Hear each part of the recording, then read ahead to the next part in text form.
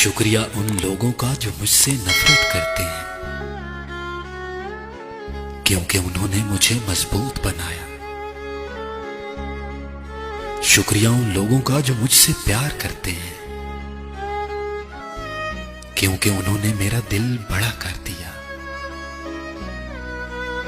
शुक्रिया उन लोगों का जो मेरे लिए परेशान हुए और मुझे बताया कि दरअसल वो मेरा बहुत ख्याल रखते हैं।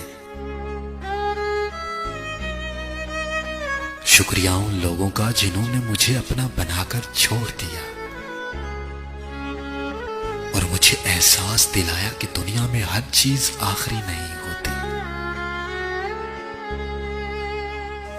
शुक्रिया उन लोगों का, उन अनमोल लोगों का जो मेरी जिंदगी में शामिल हुए और बना दिया ऐसा जैसा मैंने सोचा भी ना था।